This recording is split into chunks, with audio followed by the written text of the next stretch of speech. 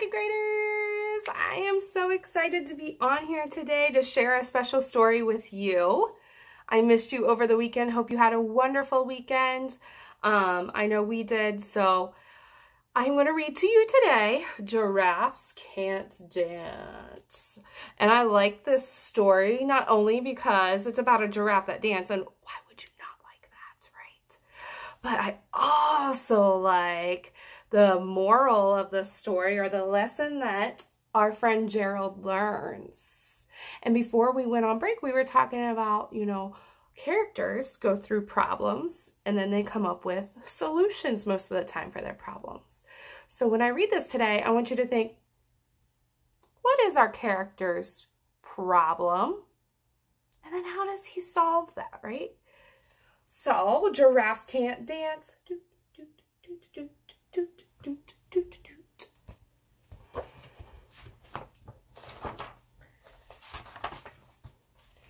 Gerald was a tall giraffe whose neck was long and slim, but his knees were awfully crooked and his legs were rather thin.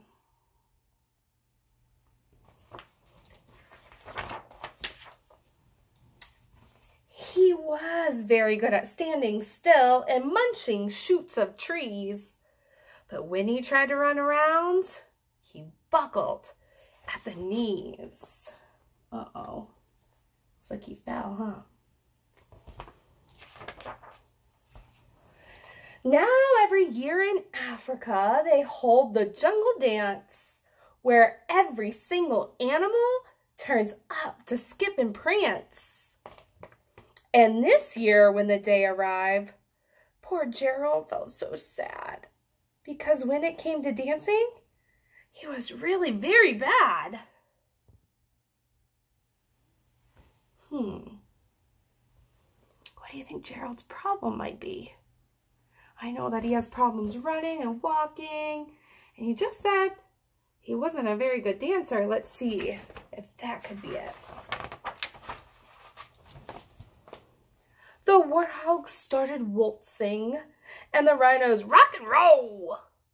The lions danced a tango that was elegant and bold.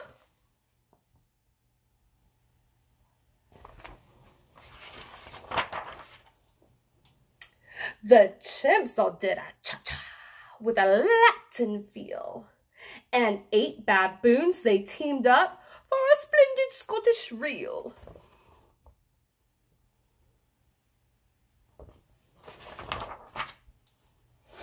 Gerald swallowed bravely as he walked toward the floor, but the lions saw him coming, and they soon began to roar.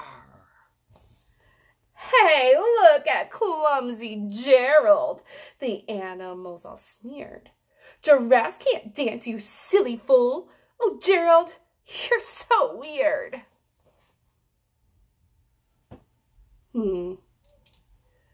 I know sometimes friends can say some mean things. Do you think that's the way we should treat our friends if they are not good at something? Definitely not, no. Gerald simply froze up. He was rooted to the spot. They're right, he thought. I'm useless. Oh, I felt like such a clot. So he crept off from the dance floor and he started walking home. He never felt so sad before. So sad and so alone. I know there's been times when I've been made fun of, especially from other people, and it makes you feel really bad, right? And we talked about being bucket fillers in our class, and I don't feel like they're filling up Gerald's bucket, right? Then he found a little clearing, and he looked up at the sky. The moon can be so beautiful, he whispered with a sigh. Excuse me? Coughed a cricket, who'd seen Gerald earlier on.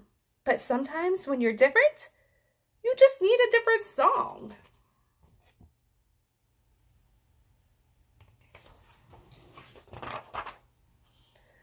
Listen to the swaying grass and listen to the trees. To me, the sweetest music is those branches in the breeze. So imagine that the lovely moon is playing just for you. Everything makes music, if you really want it to.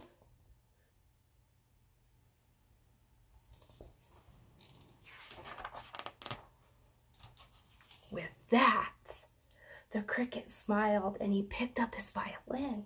Then Gerald felt his body do the most amazing thing. His hooves had started shuffling, making circles on the ground.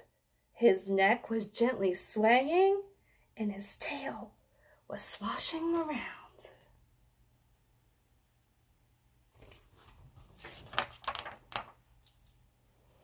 He threw his arms out sideways, and he swung them everywhere.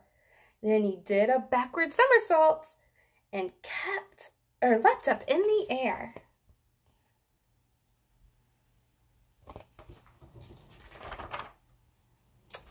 Gerald felt so wonderful. His mouth was open wide. I'm dancing! Yes, I'm dancing! I'm dancing! Gerald cried.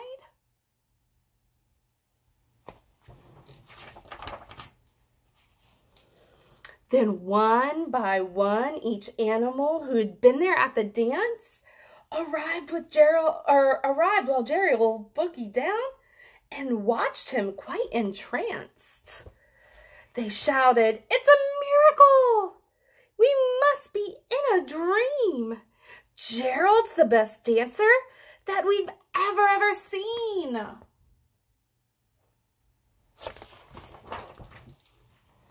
How did you learn how to dance like that? Please, Gerald, tell us how. But Gerald simply twirled around and finished with a bow.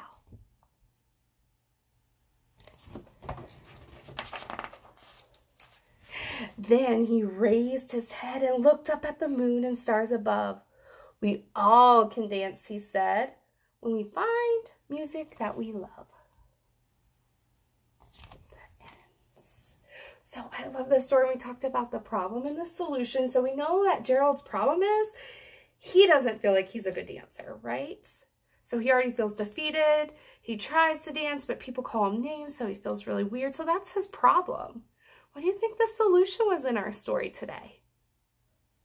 Yeah, you're right. The solution was he learned how to dance. He learned to kind of let go and listen to his own music and kind of do his own thing.